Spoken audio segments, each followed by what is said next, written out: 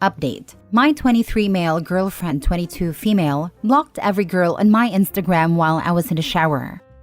Original post. My girlfriend and I started dating in February and moved in together in October. I don't really have anything worth keeping secret from her, so I'm comfortable leaving my phone around, knowing she knows my password. I noticed this morning that my Instagram follower count was off and discovered that every female was unfollowed or blocked. These were all co-workers, friends I made in the army, family friends, etc. I confronted her and she started crying and blaming it on trust issues. I have never cheated on any relationship and do my best to maintain mutual trust. I've been thinking all day while she's at work and feel like she permanently broke my trust. She also doesn't let me play video games with my male friends anymore because she feels left out. Now for the top advice before reading the update. Dude, just leave. You don't need to plan an escape. Just sit her down and tell her you're breaking up. Then leave and go no contact. The fact she doesn't let you game with the boys is already a red flag and a deal breaker. This additional insane behavior is icing on the cake. This happened to me, but it was an ex-boyfriend. He also did it after I told him it was a boundary for me, and if it was crossed, I would leave. After catching him doing exactly this, I calmly walked him to the front door of my house and said, I told you if you break this boundary, we are over. So this is the end of our romantic relationship. I love you as a person, but this is unacceptable, and we will potentially talk later if and when I feel ready for it. And then I shut the door. And that was that. Real story. Why I set that boundary is because behavior like this is irrational and highly manipulative. And if they do this once, they will do it again. I personally have zero tolerance for this because of that. I say leave now because it's going to happen again. Plus, all of the other controlling behavior is screaming this is going to keep getting worse. If you don't set that boundary and break up, you are teaching her it's okay to behave like this. Staying in relationships where someone is doing this right off the rip is also teaching yourself that it's okay to be abused and manipulated, which is unhealthy for you both on so many levels. I know it's complicated when leases are involved, but I promise there is a way out. And it's going to be better to pull the plug now before it continues to escalate and your entire life is up in flames. There has to be a way to do so. Find your inner worth, my guy, and claim it, because staying with this type of behavior ain't it. That would be a deal breaker for me. She invaded your privacy and messed with your stuff. She's nuts. She could have chosen to speak to you about her concerns, but you got sneaky instead and then wants to cry about it? Nah, get out. That's some weird, controlling, and manipulative mess. Giving someone access to see what's up isn't consent to mess around with your stuff. These are the steps that lead to abuse, Soapy. She has a lot of growing up to do. She has healing to do. Both are required to have a healthy adult relationship that includes trusting her partner. If she doesn't trust you this much after 10 months, she's never going to trust you. Now for the update. The night after I submitted my original post, I told her I needed boundaries while gaming with my friends. This resulted in a bad argument and a breakup. She broke my PC and threatened to give my cat to the Humane Society. The kennel was hers, so I had no way to get him out until I convinced her not to make this the cat's problem. She also threatened my sister for letting me stay with her and started harassing my friend I play games with. She made sure to call all of her friends and family to make sure they knew she was 100% the victim. While I was putting my stuff in the car, she started kicking my bags, threatening me, and tried to get in the car while I was pulling off. I received about 400 phone calls, texts, Instagram messages, etc. I wanted to relay some of your advice to her, but she clearly wasn't interested in taking any accountability. I blocked her on all platforms. I forgot a bunch of stuff while scrambling to leave, and she told me she was selling my $600 Garmin and anything else I forgot. My cat and I are now living on my sister's couch for the time being. To everyone saying, dude, just leave, I planned on secretly moving all my stuff out while she was at work, because I knew this would be the reaction. Looks like you dodged a bullet here. I mean, I wouldn't say he dodged it. He's homeless now and she broke and stole a bunch of his stuff. He could have married her. That's the bullet he dodged. and he should have done what women have done. Gotten the police to go with him to retrieve his belongings. She's an abuser. Never be alone with her again.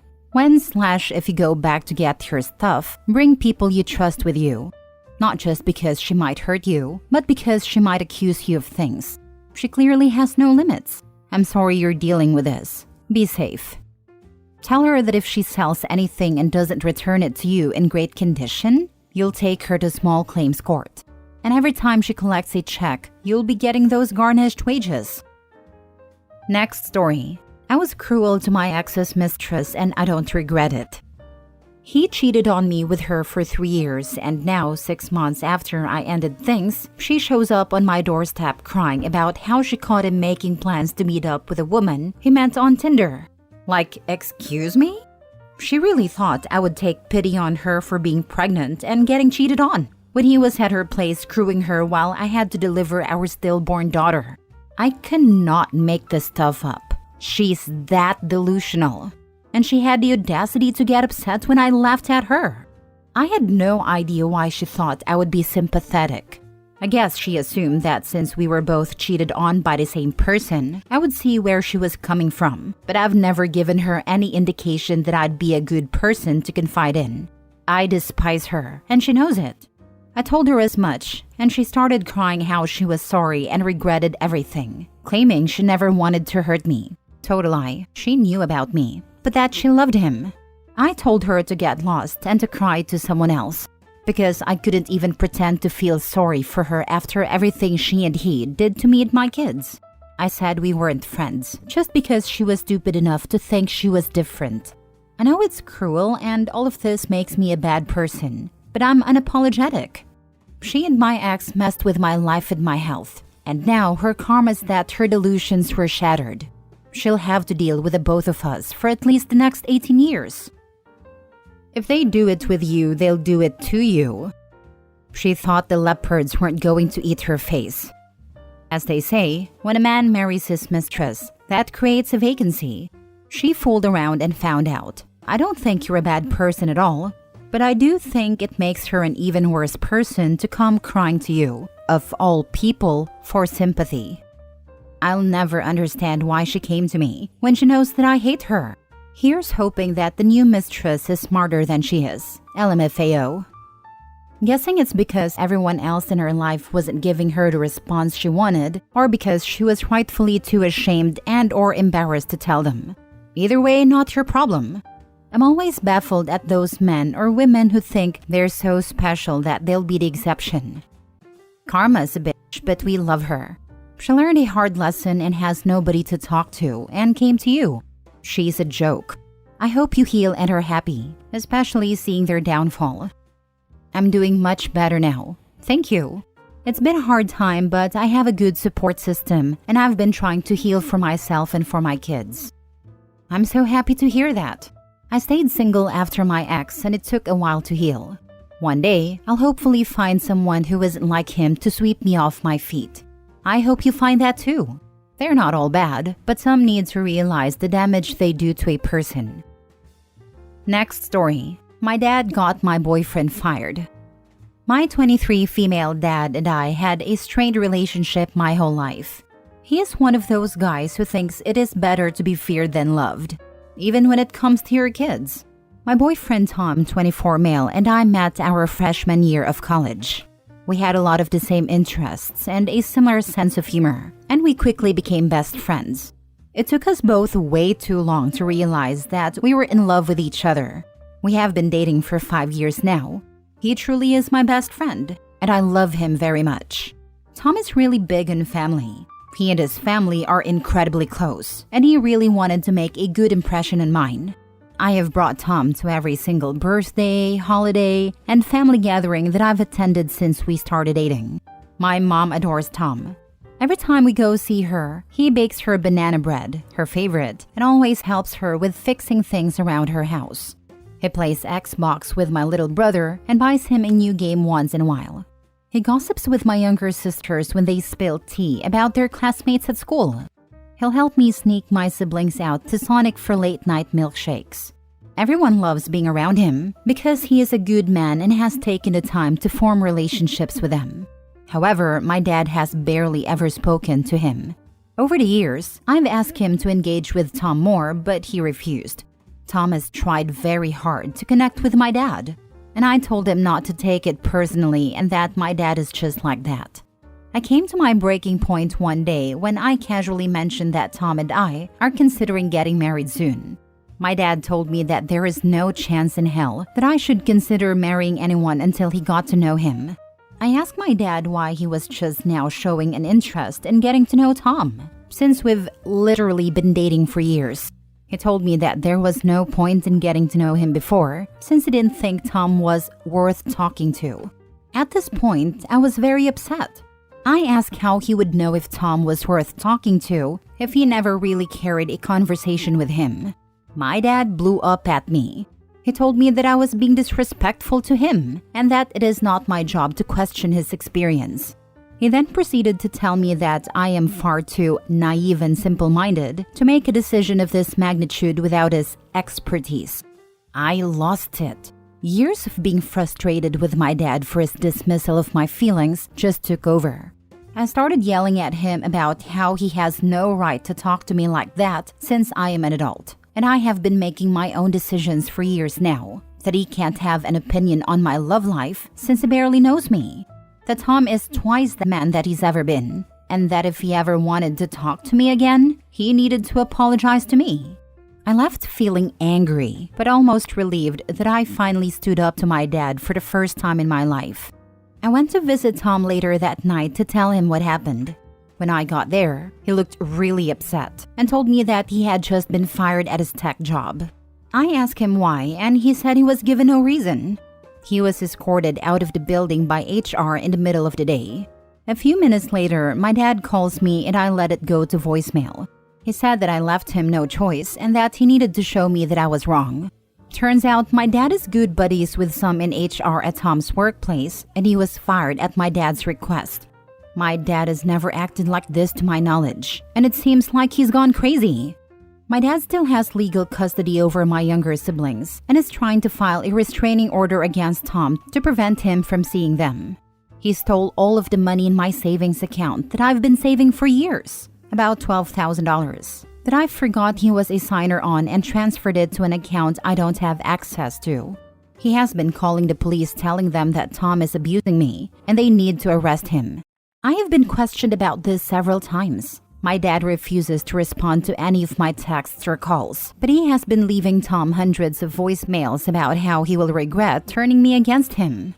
We are talking to a lawyer about taking steps to undo this mess, and my mom is starting to process to get sole custody of my younger siblings. Everything has been really stressful, but Tom has been an incredible partner throughout this whole ordeal. I am more sure than ever that Tom is the man for me, and we will be getting married once this is all resolved. Can Tom sue his ex-employer? Might be able to get HR fired. Save that voicemail from Daddy. It's evidence against the company and against Daddy for interfering in your boyfriend's occupation. Your father should probably be checked for some kind of medical issue.